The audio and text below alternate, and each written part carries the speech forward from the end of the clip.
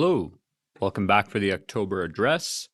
It is now October, which means that the weather is changing. So, as you leave for school in the morning, it's probably really cold. You probably got to wear a sweater, maybe even a jacket. But by the time you're going home after school, it's quite warm. So, with the next month coming up, the next 30 days, make sure you're dressing well, making sure you're staying warm, which will help you to stay healthy, make sure that you're actually at school and not getting other people sick, and, generally just bringing your best self to school every day or work if you're a teacher listening to this.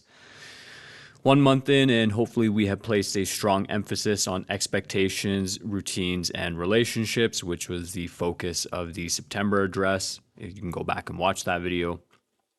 As we move into October, we should be focusing on adjusting to the new environment, primarily consequences. So students are probably learning now as they start to have their first quiz, their first assessment, maybe a unit test, that, if you're not studying, that there are consequences.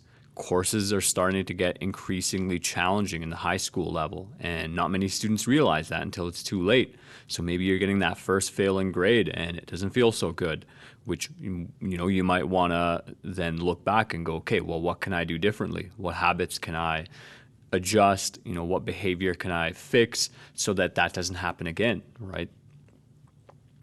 With that comes time management. So for many students, having to balance work, school, or extracurriculars, maybe all three, some combination of the three, is quite challenging, right? I mean, you only have so many hours in the day, and you got to spend 6 to 8 of them at school. Maybe you spend 1 or 2 studying, reviewing stuff, assuming you do that.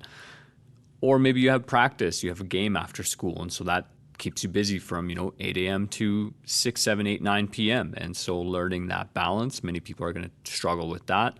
But October is the month where you're really going to have to start emphasizing some of that time management skills and getting better at that. Additionally, dealing with the stress of multiple tests or assignments in the same week.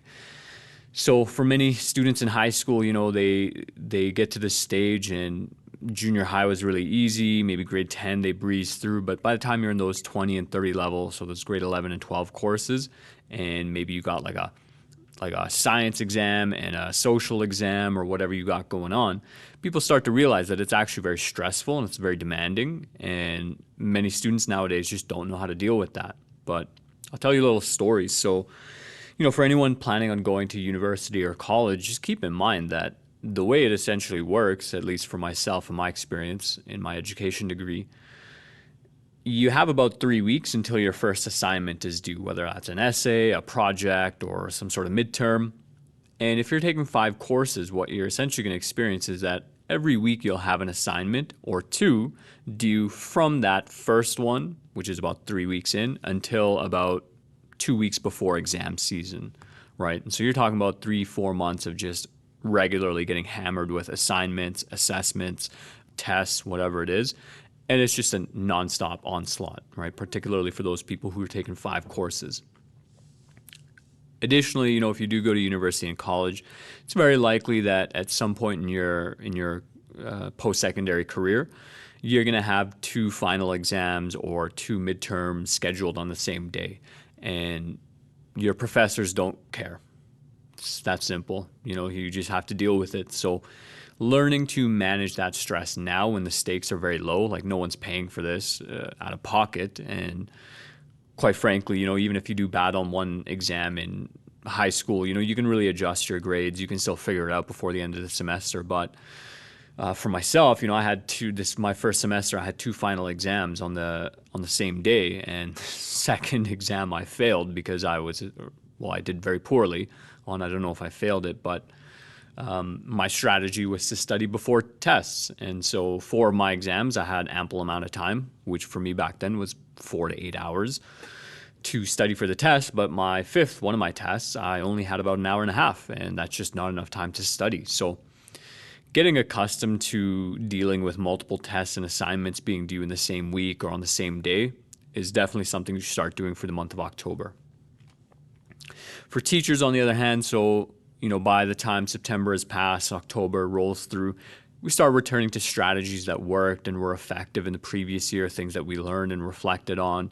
I know for myself in particular, like I have a pretty bad memory. So once I get to about 1 month in, that's where I start to really remember what I was doing in the previous year that worked well and trying those strategies, seeing how that works with different groups.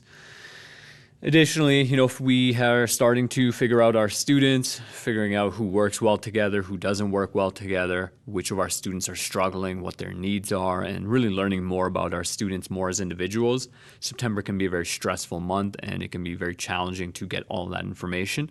But as October rolls in, that's when you really start to learn a thing or two about your students. So for October, for teachers, it can be a month of adjusting our seating plans, figuring out which students work well together. Some teachers in high school might still make groups and pairings, but it's not something I do myself. Also figuring out which students need to be separated and placed on other parts of the room. Maybe at this point you even start playing around with your seating structure, whether you have like the factory rows or groups or pods, whatever it is that you do with your class. But that's the address for October. So thank you for listening. Have an amazing October. We can look forward to some chilly weather, potentially our first snowfall. We can also look forward to Thanksgiving and Halloween. Thank you. Goodbye.